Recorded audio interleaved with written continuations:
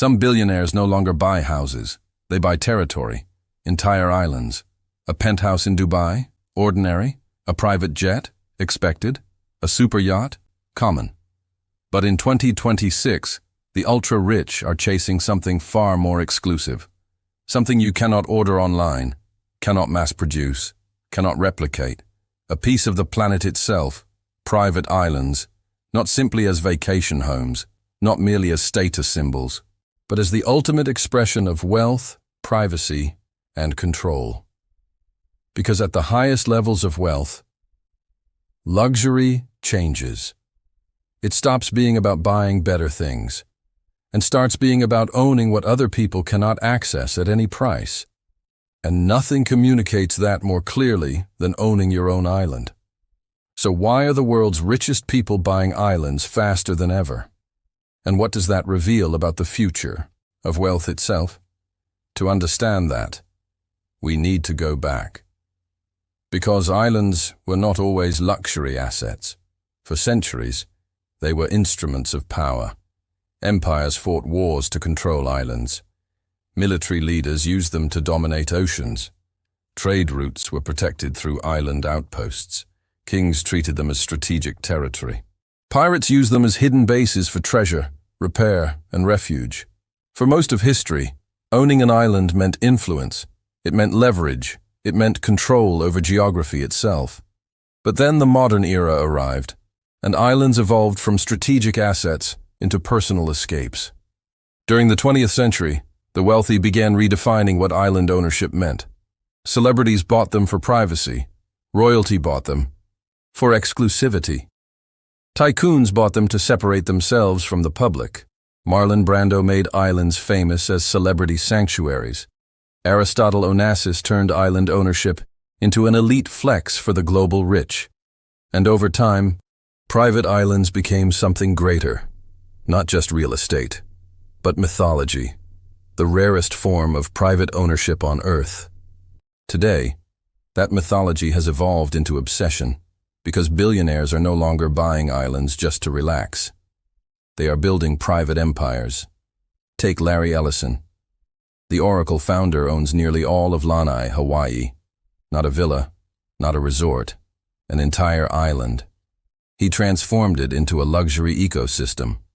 Private residences, ultra-premium resorts, sustainability projects, wellness compounds, private infrastructure.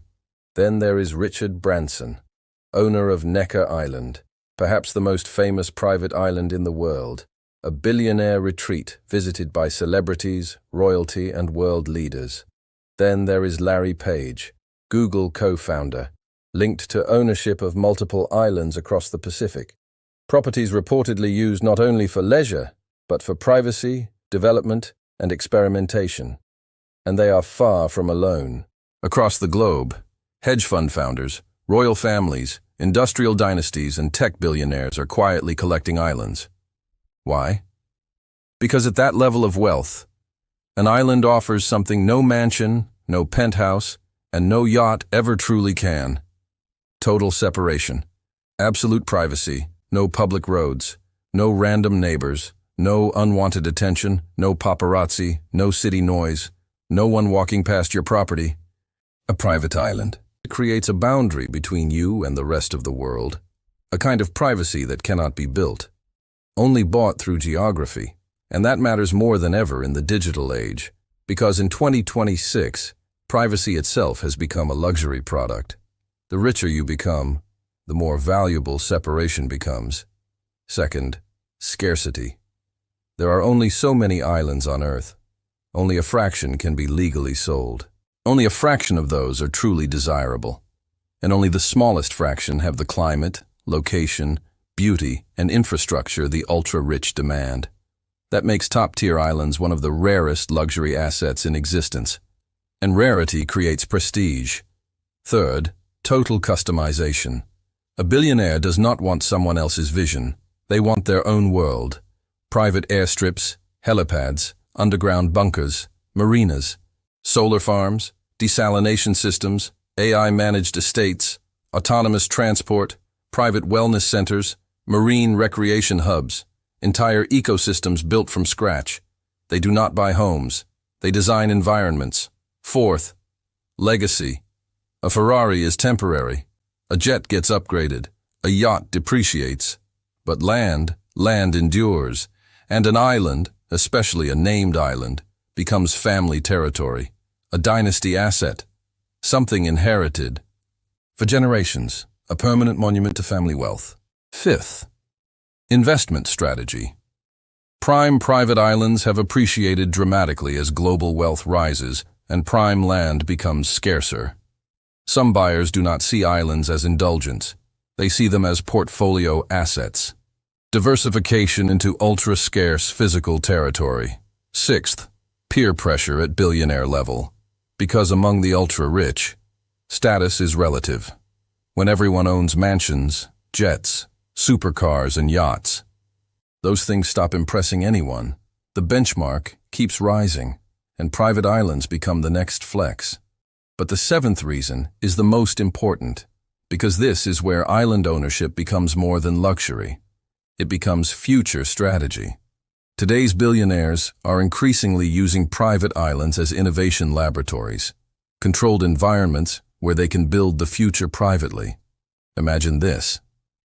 An island powered entirely by renewable microgrids, AI systems controlling climate, security, energy use, and logistics, drone fleets monitoring the perimeter, autonomous vehicles moving guests across the island, hydroponic farms producing fresh food on site, ocean water converted into drinking water through desalination plants, satellite internet creating global connectivity from anywhere, underground bunkers for resilience, medical suites, private data centers, security compounds, emergency infrastructure.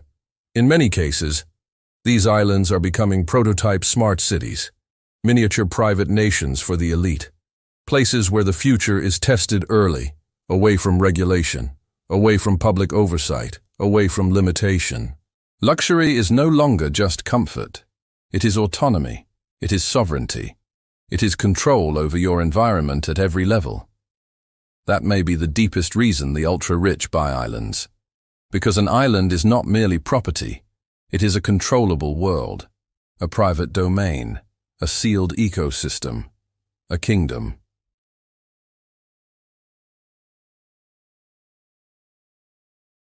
So what does this cost? Surprisingly, less than many imagine. Entry-level islands can begin around $200,000, less than some city apartments. But those islands are often undeveloped, remote, or impractical. No utilities, no infrastructure, no transport, no comfort.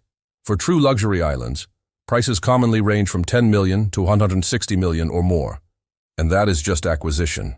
Because then comes construction, dock development, air access, utilities, power generation, water systems, internet infrastructure, security teams, maintenance staff, permits, insurance, legal structuring, environmental compliance, hospitality staff, property management.